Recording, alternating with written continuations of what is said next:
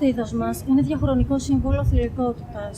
Όμως η πιο σοβαρή νόσος που το χτυπά μπορεί να αποβεί μοιραία για χιλιάδες γυναίκες.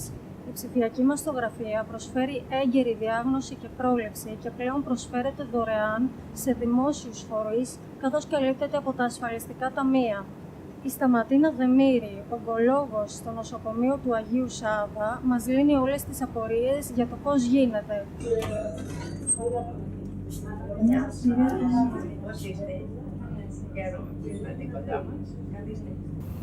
Κυρία Δεμήρη, σε ποια ηλικία ξεκινάει η πρόληψη για τον καρκίνο του μαστού και ποιες μεθόδους περιλαμβάνει?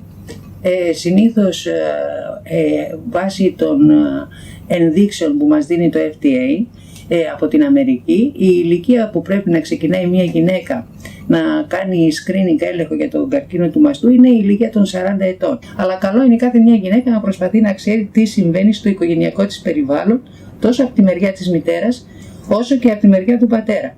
Τώρα, για τα νεαρά κορίτσια λέγεται ότι σε ηλικία 30-35 χρονών πρέπει να κάνουν μία αυτοψηλάφιση, η οποία πρέπει να γίνεται το πρώτο δεκαήμερο του κύκλου τους, καθώς επίσης και μια ψηλάφιση από ειδικό χειρουργό μαστολόγο και ένα υπέρηχο, εις τρόπον ώστε να είναι σαν αναφορά για το μέλλον, να το έχουμε σαν σημείο αναφοράς. Επομένως, οι ηλικίες οι οποίες μας απασχολούν και μας ευνηδιάζουν είναι 30-40. Και εκεί, με αυτή την έννοια, πρέπει και εκεί να μην είμαστε φυσικά σπέντες, να υπάρχει μια πρόληψη, η οποία, είπαμε, συνίσταται είτε σε μια μαστογραφία αναφοράς, είτε σε ένα υπέρηχο και μια εξέταση, η οποία πρέπει να γίνεται κάθε 3 χρόνια από ειδικό χειρουργό μαστολόγο. Η ψηφιακή μαστογραφία πλέον προσφέρεται δωρεάν στα δημόσια νοσοκομεία. Για ποιο λόγο είναι τόσο σημαντική?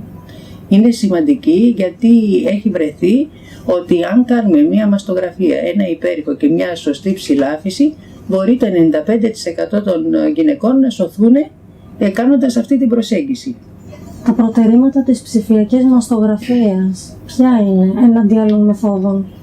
Η ψηφιακή μαστογραφία έναντι της ψηφοποιημένης μαστογραφίας είναι ότι παίρνεις πολύ λιγότερη ακτινοβολία, εκτίθεσαι λιγότερο στο μηχάνημα, επομένως έχεις λιγότερο πόνο από την πίεση του μαστού και είναι αναπαραγώγημη και μπορείς να την κάνεις σύγκριση με τις προηγούμενες, σε αντίθεση με την ψηφοποιημένη.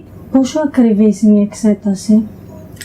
Κοιτάξτε, υπάρχει ένα ποσοστό το οποίο δεν είναι μεγάλο, γύρω στο 6 με 10% που μπορεί να μας δώσει ψευδώς θετικά αποτελέσματα. Στα ειδικά κέντρα τα ψευδώς θετικά είναι λίγα. Βέβαια υπάρχει και ένα πάρα πολύ μικρό ποσοστό που μπορεί να είναι και ψευδώς αρνητικά, δηλαδή όπως συμβαίνει στους πυκνούς μαστούς, που εκεί μπορεί να μην φαίνονται οι μικροαποτιτανώσεις, ένας πολύ μικρός όγκος. Και εκεί πάλι έγκυται στην εμπειρία του εξετάζοντος να ζητήσει συμπληρωματικές εξετάσεις, εις τρόπον ώστε να είμαστε σίγουροι ότι δεν θα κάνουμε κάποιο λάθος. Οι γυναίκες που έχουν ενθέματα μαστού πρέπει να προσέχουν κάτι συγκεκριμένο? Εκεί συνήθως εξαρτάται ποιος είναι ο λόγος που βάλε το ένθεμα. Αν παραδείγματος χάρη είναι για κοσμητικούς λόγους, τότε γίνεται μαστογραφία. Αν όμως έχει βάλει ενθέματα γιατί έχει χειρουργηθεί από καρκίνο μαστού, έχει κάνει ολική μαστεκτομή και σε δεύτερο χρόνο έκανε ανακατασκευή του μαστού, τότε συνήθως κάνουμε MRI, κάνουμε μαγνητική μαστών για να δούμε τι βρίσκεται πίσω από το ένθεμα, το θωρακικό τείχομα. Εκεί είμαστε λίγο πιο προσεκτικοί και απαιτητικοί. Ο καρκίνος του μαστού εμφανίζεται σπάνια και σε άντρες. Προτείνετε κάποιες μεθόδους πρόληψης για αυτούς? Να σας πω, στους άντρες τα πράγματα είναι λίγο πιο εύκολα ως προς τη διάγνωση, γιατί είναι μικρή η μαστή και με αυτή την έννοια ένα ογκίδιο γίνεται αμέσως αντιληπτό. Βέβαια υπάρχει άρνηση και πιθανόν και άγνοια από τη μεριά των αντρών, διότι οι περισσότεροι δεν γνωρίζουν ότι μπορεί και οι άντρες να έχουν καρκίνο του μαστού, και μάλιστα οι άντρες οι οποίοι έχουν γυναικομαστία έχουν είναι πιο επίφοβοι στο να κάνουν καρκίνο του μαστού. Παρ' όλα αυτά όμως η αντιμετώπιση είναι η ίδια. Βέβαια υπάρχει στον αντρικό μαστό ένα ποσοστό όπου υπάρχει γονιδιακή επιβάρυνση, η οποία μάλιστα κληρονομείται στα παιδιά. Δηλαδή ένας άντρας ο οποίος έχει μετάλλαξη του breast cancer 1 ή 2, τότε θα υπάρχει πιθανότητα 50% να μεταφέρει αυτή τη μετάλλαξη στα παιδιά του, και γι' αυτό πρέπει και να ρωτάμε όταν παίρνουμε το ιστορικό της ασθενούς και από τη μεριά του μπαμπά αν υπήρχαν ανάλογα κρούσματα, η πιθανότητα να αναπτύξουν καρκίνο μαστού είναι 7%, ενώ στις γυναίκες αυξάνεται στο 60 με 80%. Τι μήνυμα θα μπορούσαμε να στείλουμε στις γυναίκες? Στις γυναίκες θα ήθελα να στείλω το εξής μήνυμα, ότι μην φοβάστε να απευθύνεστε σε ειδικά κέντρα. Πρέπει να είναι οπωσδήποτε πάση θυσία, έστω και αν χρειαστεί να περιμένετε, αρκεί να το προγραμματίσετε, να αναπευθύνεστε σε ειδικά κέντρα, διότι χωρίς να θέλω να θίξω άλλες ειδικότητες, παραδείγματος χάρη, δεν είναι ο γυναικολόγος αρμόδιος για να εξετάσει το μαστό. Είναι ο ειδικός χειρούργος μαστολόγος, ο οποίος θα εκτιμήσει τις εξετάσεις σωστά, θα τις παραγγείλει σωστά, θα κάνει τη διαγνωστική προσπέλαση σωστά και είναι ο μόνος αρμόδιος ο οποίος μπορεί να κατευθύνει προς τον ογκολόγο, προς τον ακτινοθεραπευτή, εκεί που πρέπει. Και από την άλλη, το άλλο μήνυμα που έχω να στείλω είναι ότι δεν πρέπει να φοβόμαστε τον καρκίνο του μαστού. Έχω ζήσει πολλά χρόνια αυτή την ασθένεια και πράγματι οι γυναίκες οι οποίες πάσχουν από καρκίνο μαστού, έστω και μεταστατικό, και χρειάζονται κατά καιρούς να παίρνουν κάποιες θεραπείες, έχουν πολύ καλύτερη ποιότητα ζωής από άλλες χρόνιες παθήσεις. Τα σημάδια ποια είναι? Τα σημάδια είναι να ψηλαφίσουμε ένα ογκίδιο, να υπάρχει έκρημα από τη θηλή, οπότε μιλάμε για προχωρημένες καταστάσεις, ή να υπάρχει και μια ακόμα εξέλκωση. Στην περίπτωση αυτή πρέπει να πάμε κατευθείαν, χωρίς ενδιάμεσες, χωρίς μαστογραφίες, χωρίς τίποτα. Πάμε κατευθείαν στον ειδικό. Δεν επιβαρύνει τη γυναίκα, η δε ακτινοβολία που παίρνει αντιστοιχεί στο 1/4 της κοινής ακτινογραφίας θώρακος. Αντιλαμβάνεστε λοιπόν ότι ούτε και αυτό αποτελεί εμπόδιο. Σας ευχαριστώ πάρα πολύ. Και εγώ σας ευχαριστώ.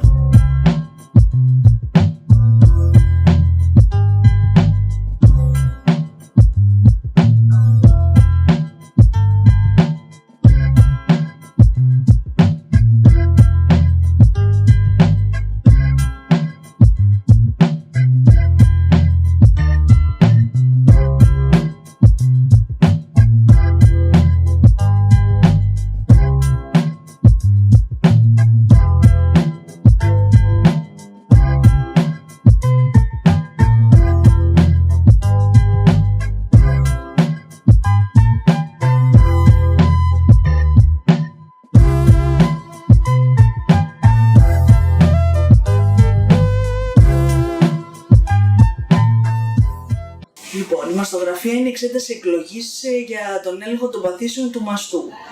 Το ζητούμενο είναι ότι έχει τη δυνατότητα να ανιχνεύσει κακοήθειες σε πάρα πολύ μικρό μέγεθος, που μπορεί ούτε να ψηλαφώνται και από την ίδια γυναίκα, αλλά κυρίως και από έναν κλινικό γιατρό, ο οποίος κάνει την ψηλάφιση. Ως ακτινολόγος, τι κοιτάτε? Λοιπόν, εδώ όταν βλέπουμε μία μαστογραφία, στη μαστογραφία συνήθως γίνονται δύο λήψεις. Μία λήψη η οποία είναι η λεγόμενη προφίλ, που γίνεται και έλεγχος της μασκάλης, και η φας, η οποία μας δείχνει όλο το περίγραμμα και το εύρος του μαστού. Όταν έχουμε μία μαστογραφία, σαφώς βλέπουμε και ελέγχουμε την πυκνότητα του αδένα, ελέγχουμε το δέρμα, την περιοχή της θηλής, καθώς και της μασκαλίας χώρας, και προσπαθούμε να εντοπίσουμε βλάβες οι οποίες να είναι μη φυσιολογικές. Ο πρώιμος καρκίνος του μαστού εμφανίζεται συνήθως με αποτιτανώσεις. Λοιπόν, αυτές οι αποτιτανώσεις λοιπόν βλέπουμε ότι έχουν μια γραμμοειδή κατανομή, φαίνεται ότι είναι μέσα σε κάποιο σωληνάκι. Αυτή λοιπόν η κατανομή που βλέπουμε εδώ είναι η τυπική εικόνα κατανομής σε μια αρχόμενη κακοήθεια. Η απόδειξη και το αν όντως είναι κακοήθης θα μας την δώσει πάντα μια ιστολογική βιοψία. Ποτέ δεν μπορούμε εμείς, βλέποντας μια εικόνα, να πούμε ότι να το βάλουμε και το 100%. Δίνουμε μία ένδειξη. Ευχαριστούμε πάρα πολύ. Και εγώ ευχαριστώ πολύ και είμαι χαρούμενη που σας φιλοξένησα εδώ στο χώρο να δείτε και από κοντά το έργο το οποίο κάνει ο Άγιος Σάββας, που σαφώς είναι πολύ αξιόλογο.